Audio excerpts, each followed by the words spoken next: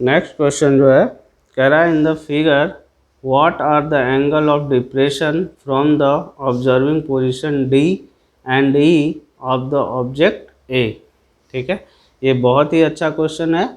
देखिए, angle of depression हमें find करना है। ठीक है, अगर कोई व्यक्ति डी से देख रहा है तब, और कोई व्यक्ति ई से देख रहा है तो किससे देख रहा है, कोई एक ऑब्जेक्ट ए है। ठीक है, देख रहा है तो देखिए एंगल ऑफ डिप्रेशन जो होता है, अगर यहाँ से कोई व्यक्ति देख रहा है, मान लो कोई व्यक्ति यहाँ से नीचे की तरफ देख रहा है, ठीक है, तो ये लाइन और इसके आई से एक लाइन ड्रॉ करते हैं। ठीक है, ठीक है, तो यहाँ से नीचे हम देख रहे हैं, मान लो ये पॉइंट है। ठीक, तो नीचे देख रहे हैं तो उससे एक लाइन ड्रॉ करेंगे और उसके आई से एक लाइन ड्रॉ करेंगे।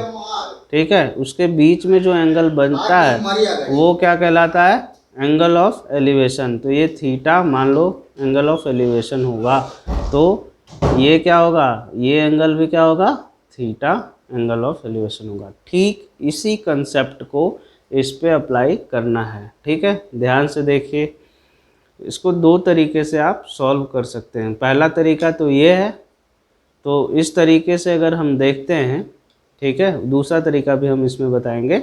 इस तरीके से अगर हम देखते हैं तो देखिए ये 60 डिग्री दे रखा है, यहाँ से कोई व्यक्ति ऑब्जर्वर है जो ऑब्जर्व कर रहा है ना, मीन्स देख रहा है, तो इससे एक लाइन हम ड्रॉ कर दे रहे हैं। तो ये 60 है और ये पूरा कितना होगा, 90 डिग्री होगा, तो ये कितना होगा, 30 डिग्री।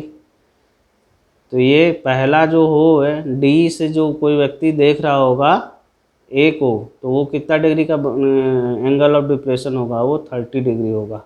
ठीक, अब पहले 30 डिग्री आ गया तो आप ऑप्शन में जाकर देख सकते हैं कि पहले 30 डिग्री किसका है, इसमें ए में है, ओके, तो और किसी में नहीं है पहले में, तो ए ऑप्शन सही होगा। ठीक, अब देखिए कैसे सही होगा, दूसरा आप समझते हैं। ये पूरा जो एंगल दे रखा है, यहाँ से ई के लिए दे रखा है 45, इसका मतलब ये हुआ कि यहाँ से अगर हम लाइन ड्रॉ कर रहे हैं ई से, तो इसके बीच में कितने डिग्री का बन रहा होगा एंगल, 45, तभी ये 45 हुआ। तो ये 45 और तो ये भी 45 होगा, तो 30 डिग्री और 45 डिग्री आना चाहिए। तो 30 डिग्री और 45 डिग्री इसमें ऐसे आ रहा है, तो ऑप्शन नंबर ए सही होगा। ठीक है, ये तो हो गया पहला मेथड।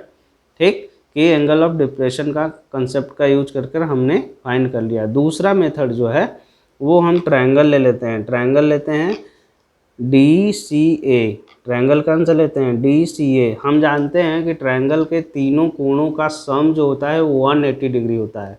ठीक, तो angle D plus angle C plus angle A is equal to कितना होगा, ये होगा 180 डिग्री। ठीक, एंगल डी हमें 60 डिग्री पता है, एंगल सी क्या होंगे, ये 90 डिग्री होंगे, तो एंगल सी भी हमें पता है 90 डिग्री। एंगल ए हमें नहीं पता है, तो ये होगा 180 डिग्री।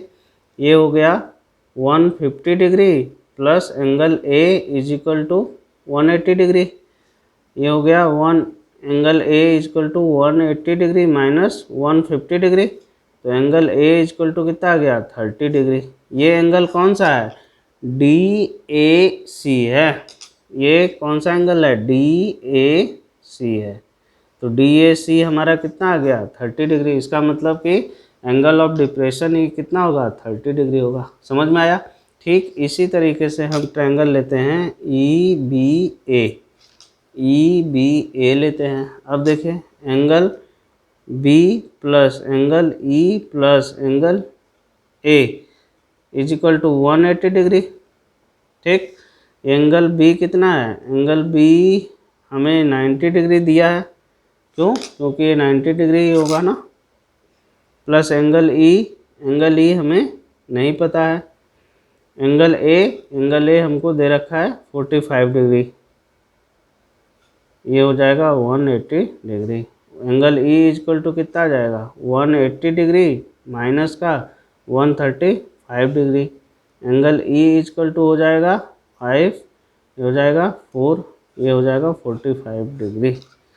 तो ये 45 डिग्री आया, तो ये 45 डिग्री होगा। ठीक है, और एंगल डी ए सी ये वाला है, ये कितना है 30 डिग्री, तो ये 30 डिग्री, तो ये भी कितना होगा 30 डिग्री। तो देखिए 30 डिग्री और 45 डिग्री आंसर आना चाहिए। कौन से ऑप्शन में है 30 डिग्री और 45 डिग्री? ऑप्शन नंबर ए में।